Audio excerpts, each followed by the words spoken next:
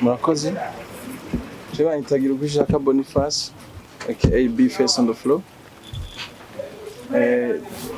Nibaza ko icadukoranije hano bakizi ko ari festival igiye kuba izo ku munsi wa gatandatu. Nta kindi novuga atari kubatumira abazoza ari benshi kandi turi ngaha twiteguye kugira ngo tuzobanezereze nkuko vyama.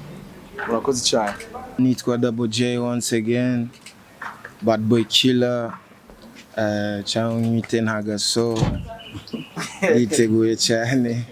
Yiteguye cyane kuri festival izohuza abaririmbyi batandukanye, zo bari ivyishimo bidasanzwe guhurira hamwe n'abaririmbyi benshi babikora neza. Ubundi dukunze guhura turi nka babiri canke batatu, ariko turi benshi kujya n'abanyagihugu bavyitavye. Nibaza ko atari ibintu byo gusiba. Rero kubwanje nivugiye n'ivyishimo bidasanzwe gukorana n'ino radio nsanzwe ndumunwanyi wayo, kandi ibikorwa byanje bikaba bishikira abanyagihugu biciye kuri radio.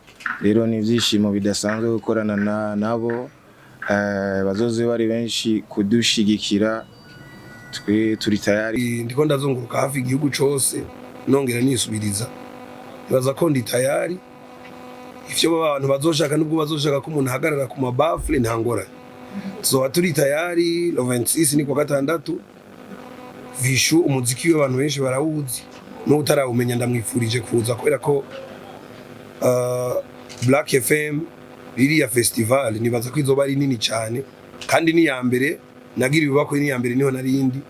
Baza ko abaje mu ya mbere bibuka ibintu twakoze, tugomba gukora x10 ivyo twakoze ubwa mbere kugira ngo bishobore kugenda neza. Ntumira abantu rero kuza ku bwinshi, baze novuga ngo biteguye kujya show y'abaririmbyi bagiye batandukanye nkuko mwagiye murabivuga. Zo ari iteka ridasanzwe guhurira ku butambiro bumwe abaririmbyi nka Vishu, B-Face, Double J, turi benshi nkuko babivuze n'ibikunda kuba. Ego ni iteka ridasanzwe. Murakoze cyane. C'est Prince Dar le Padre aka Mr. Ego. Je viens de la RDC, République démocratique du Congo, et je me sens très honoré aujourd'hui d'être invité parmi vous à participer à ce festival qui est organisé par Black FM. Je me sens très honoré d'être parmi ces très grands artistes et de participer à ces festivals. Donc, je vous invite tous à être là. J'invite toute la diaspora congolaise ici au Burundi à être là, C26, à ETS Kamenge. Merci beaucoup. Mwese muri hano muri kino kibanza. Amazina yanjye nitwa Starboy the Ship. So turi mu kibanza cyiza cyane, gerageje kuraba imeza ziri hano zirashajije zisa neza. Novuga ko ziri ko aba artists bagize kino gihugu cyacu na cyane cyane mu muziki, kuko aba artists twadukeneye muri no evenement barahari. Ni Black FM Festival deuxième édition. Muri edition ndibaza mwarayibonye, yari edition nziza cyane. Yabereye kuri zone Kinama. Marabonye ku kibuga cyari cyuzuye cyane, buri muntu wese yatashe agiye bameze neza cyane. Rero Black FM yatuzaniye deuxième édition muri kano kanya izobera kuri ETS Kamenge ni ku munsi wa gatandatu tariki 26 kwezi kw'indwi umwaka nyine turimo. Ugerageje kuri abantu bari hano, aba artists bari hano ni beza cyane, ariko kandi hariho n'abari inyuma batarashika. Nibaza yuko ari evenement atari yo gusiba. Twagiriwe nibakwe n'usanzwe arongoye Black FM ari hano, nawe ni n'umuntu wo gushimira kubera ko kino kintu yazanye, ariko kandi ni giste kugira introduce kino kintu. Nibaza ko hari ababigenje hano bazavuga icyo batubwiye. Turahereza ijambo usanzwe ari directrice wa Black FM, kumbere ase n'utubwira uko ikintu cyose gipanze. Murakoze. Murakoze Starboy. Mbanje kwaramutsa mwese abitabiriye iyi conference, kandi ngenda ndabashimira kubona mwatwitavye. Uherutse hari abari bahari, twarabemereye yuko hazoba iyindi conference de presse, akaba ari uno munsi, akaba ari akaryo keza kugira dushobore kubereka bamwe mu baririmbyi bazoba bahari muri Black FM Festival edition ya kabiri. Duhiriwe duhishije n'uwateguye iyo festival ni ukuvuga CEO wa Black FM no munsi akaba ari kumwe natwe twarabemereye yuko azoba ari festival nziza, azoba ari festival irusha edition ya mbere uko yari imeze. Uno munsi turi kumwe na CEO wa Black FM, tukaba turi kumwe na directeur wa festival nawe nyene iyi edition ya kabiri turi kumwe ngaha anye. Ibibazo kabisa baravyishura byose kuko murabona yuko team ikwiye. Tukaba turi kumwe n'abaririmbyi kandi batandukanye nabo nyene bari ngaha anye kugira mushobore kubabaza byinshi maze babishure. Rero nibaza yuko ntabarambiye kaze mwisanzure mu bibazo byanyu byose kuko ababishura barahari. Reka rero ntikaze directeur wa festival Rugamba kaze. Ndabaramukije banyakubahwa bamenyesha makuru, banyakubahwa abaririmbyi, banyakubahwa ba manager bari hano n'abarongozi bi Radio Black FM, mbese no mu patron the boss wa Black FM. Ndabifurije imigisha ndabahe n'ikaze. Uyu munsi n'umunsi wo kwibutsanya mu ijambo rimwe tuberekeye abartiste bamwe mu bazo bari mu giteramo ca Black Festival kizoba le 26 kuri TS Kamenge. Ukuntu festival iteguye uyu mwaka itandukanye gato niyabaye mu mwaka w'2022 kuri zone Kamenge, kubera kuko uyu mwaka twashizemwo hariho grand concert zo 26, hariho competition y'imigambi y'abakenyezi bafite ibintu bakora bisaba imitahe mito abo nabo collect de projet yarabaye. Vendredi hazoba présélection, uvuze ngo samedi hazoboneka rero abakenyezi 10 imigambi yabo yabaye sélectionné kugira ngo baje muri finale. Abo nabo ku munsi wa samedi bakompeta imbere ya jury tutovuga aya mugabo y'abantu bari kompeta babizi kandi babizigirwa. Ico gihe rero twamenyesha imigambi tutyabe ya mbere kugira ngo ihabwe agashimwe yongera ikorerwe coaching na visibilité umwaka wose kuri radio yacu. Ubwa kabiri hariho ibindi bintu bitatu bizoba le 24 z'ukwezi kw'indwi nyene kw'isoko mu Kamenge. Tuzosukura isoko, ni muri wa mugambi w'umufasoni w'umukuru w'igihugu wa zero déchet. Tuzoza kwifashanya n'abanyagihugu mu Kinama rero mu gusukura isoko ya Kinama. Uwo munsi nyene haci haba iciswe street rap na street dance, kuvuga ni kubera iki, ni kubera murazi muri kitire yiwacu haravuga ngo abaraperi n'ibirara ngo bakore mu ibarabara. Haje hantu rero bavuga hari birara hari detala ifuko tujayo n'abandi tubakuriyo Kamenge. Iyo nayo izobera ku siko mu Kamenge no kuri Kotebu. Pourquoi? Ni kubera twibaza yuko hazo hari abantu benshi kumbure bo bihimbarirwa gusumba nk'ahandi. Alors uwo munsi rero tuzokora street rap na street dance hamwe na zero déchet. Twitegura rero umunsi wa 26 batura mugabo hazoye igiteramo kidasanzwe. Murabona ko tukona n'abartiste beza cyane ba mbere mu kino gihugu niko novuga, mbere ba mbere muri yase. Murazi ko umuziki wacu ahugeze no munsi ntitukigwana na yase, tugwana n'abanyamerika n'abanigeria nibo dupambaye promo, kandi aba bari mu bantu bafashe barifashe ya mbere mu kugwana ngo rugamba rwo konkiransa isi yose muziki ya general. Alors uwo munsi azohari abartiste babona hano, hiyongereye ko Natasha, hariho Lino G, Monia Fleur, hariho Wonderful Boys, hazoba hariho Dino Boys, hazoba hariho n'abandi benshi mwabonye ku mafishi atandukanye. Rero ico gihe kwinjira ni nko kuri gusa ni igiciro novuga ntigitera umworo gutwenga amafaranga 500 byonyene. Umuntu azora basani yipfuza kubera kuko no mu rwego rwa festival, iyi festival yashizwe kugira ngo ihuze abartiste, abanyempano n'abafana babo. Bamenyesha makuru bazoba hari, abakinyi ba football bazoba hari, hariho abemeye ko bazohashika. Abartiste hazoba hari n'umwanya wa open mic ku mufana yipfuza kugishavuze kuri Bface, kuri Kingorongoro, kuri Double J, kuri Kiriku n'abandi batandukanye. Dufise aba DJ beza, hariho DJ Nisi hari yatanamushimira yemeye ku supportinga kino gikorwa. Afise nawe inyuma yiwe aba DJ nka bane bazofashanya.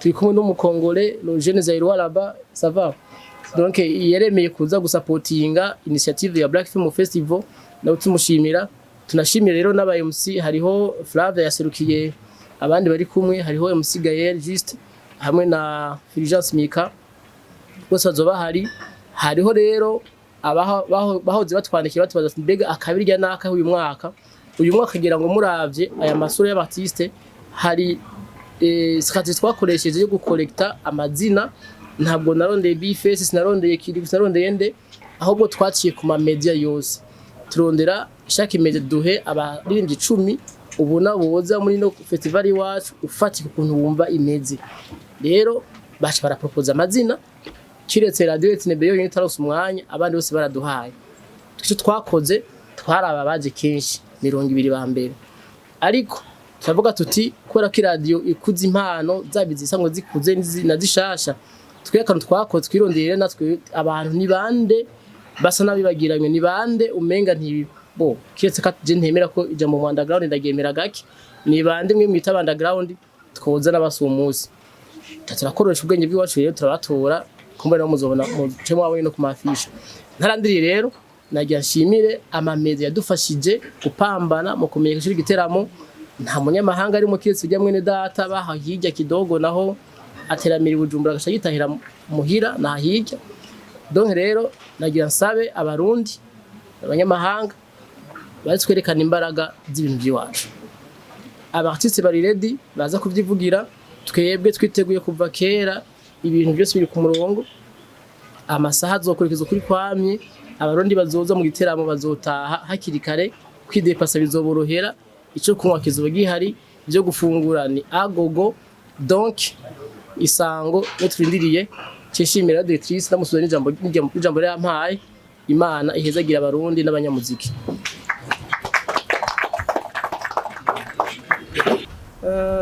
nongera nshimira n'abandi yo kubashika karibu Bfest twatangura tarashika reka mbandanye nk'ijambo ngaha anye kubona twatebitse ko no musisi wakaba hari arabibwira karibu murakoze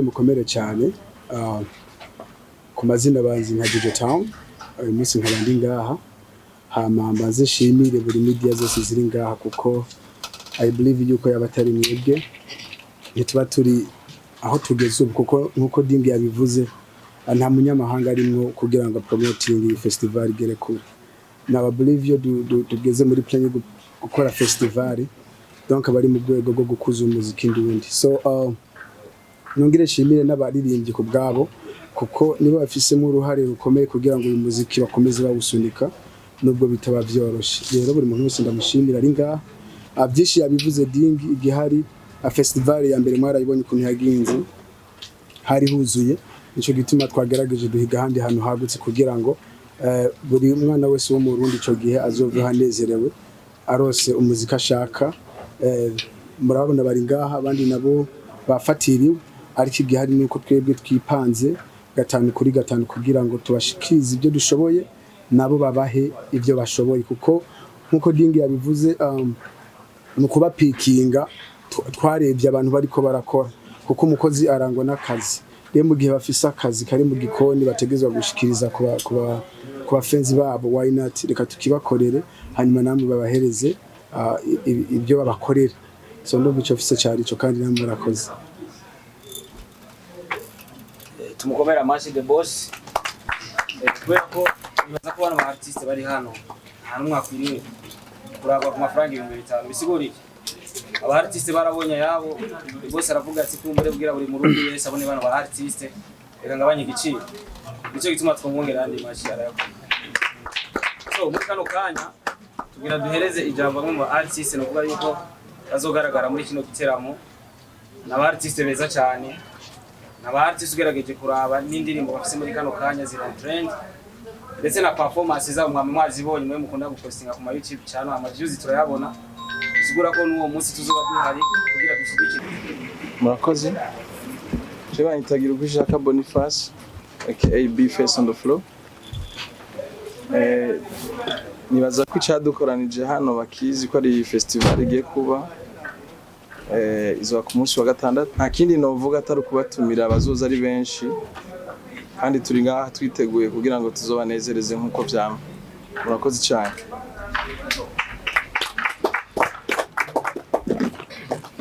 Taja kwa Double J.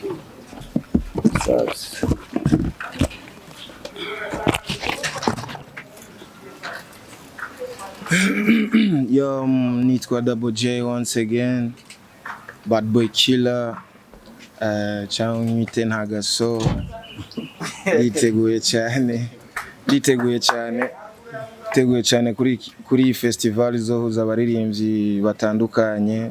Zoba ari ibyishimo bidasanzwe guhurira hamwe n'abaririmbyi benshi babikora neza. Ubundi dukunze guhura turi nka babiri canke batatu ariko turi benshi kujya n'abanyagihugu bavyitavye nibaza ko atari ibintu byo gusiba. Rero ku bwanje nivugiye n'ivyishimo bidasanzwe gukorana n'ino radio nsanzwe ndi umunwanyi wayo kandi ibikorwa byanje bikaba bishikira abanyagihugu biciye kuri iyi radio. Rero n'ivyishimo bidasanzwe gukorana nabo bazoze bari benshi kudushigikira. Twe turi tayari kubikora neza ku bwabo. Murakoze cyane.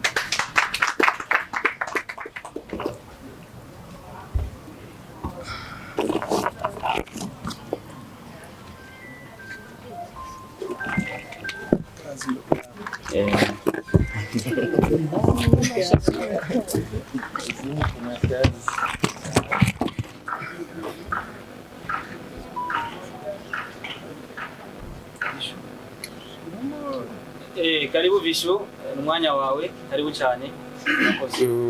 Murakoze cyane. Nanje ni Vishu Love, baza ko gambere Black FM ikwiye gukomerwa amashifre. Kubera ko nibaza ko mu biteramo abaririmbyi baba bakeneye gukora harimo ibiteramo nk'ibi vya Black FM abaririmbyi bahura barenga batatu. Ivyo rero navyo burya biri mu bituma abaririmbyi bashobora kugira competition hagati yabo. Est-ce que je nabishoboye? Naka yabishoboye? Bon, yansumbijiki, je namusumbijiki. Donc harimo no kwiga. Kubera ko kenshi abenshi tuca tumera nk'abagira za systeme zacu zo kugara umuntu ntaboneke. Bako bisanzwe iyo muhuriye muri concert cyangwa muri festival nk'iyi hakagombye kuba ico bita ishure ukiga ati naka yakoze gute cyangwa undi yabikoze gute. Jewe rero ku rwego cyangwa kuri kote yiwanje nibaza ko mwino minsi biteramo vya Vishu ni vyinshi kandi ndiko ndazunguruka hafi igihugu cose nongera nisubiriza. Nibaza ko ndi tayari ivyo abantu bazoshaka nubwo bazoshaka ko umuntu ahagarara ku mabafle ntangora. Tuzoba turi tayari lo 26 ni kwa gatandatu. Vishu umuziki w'abantu benshi barawuzi n'utarawumenya ndamwifurije kuza kubera ko Black FM iriya festival nibaza ko izoba ari nini cyane kandi ni ya mbere nagira ibibako ni ya mbere niho narindi. Baza ko abaje mu ya mbere bibuka ibintu twakoze tugomba gukora x10 ivyo twakoze ubwa mbere kugira ngo bishobore kugenda neza. Ntumira abantu rero kuza ku bwinshi baze novuga ngo biteguye kujya show y'abaririmbyi bagiye batandukanye nkuko mwagiye murabivuga. Abaririmbyi novuga ngo babikora apana neza cyane gose ukakongera ko bica biba vyiza cyane. Hama rero juste gutumira abantu ndababwira ngo kaze lo 26 ndi tayari, umugwi wose uri tayari, ibintu byose ni sawa. Black FM hejuru cyane. Merci beaucoup. Sibo musi ni bacire birarura. Bakaba igicumuro c'inyanduruko.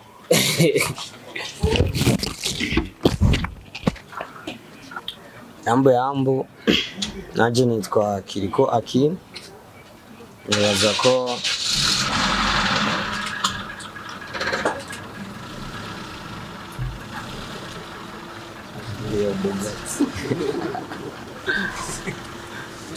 ego nitwa Kiriko Akin.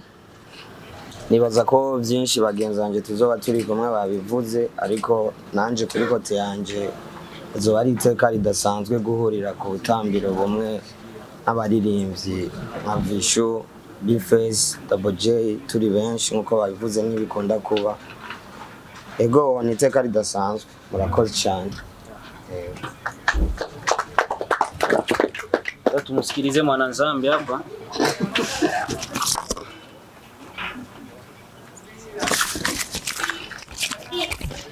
Ndawa kusanya tuende Kiswahili kisikia.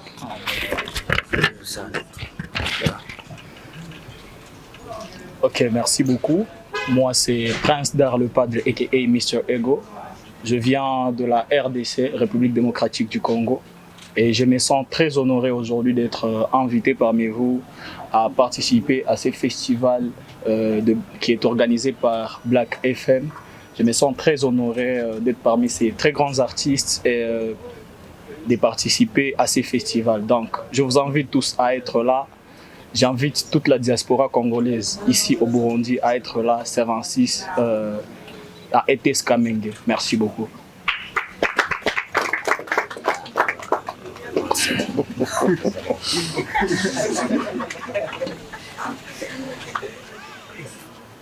So, okay, nanje ndumwe mu ba DJ bongeye kwizegwa ukorana na Black FM Festival deuxième édition. Shimire Black FM kandi muyikomere mashi cyane. Murakoze ari NC Bades na the place.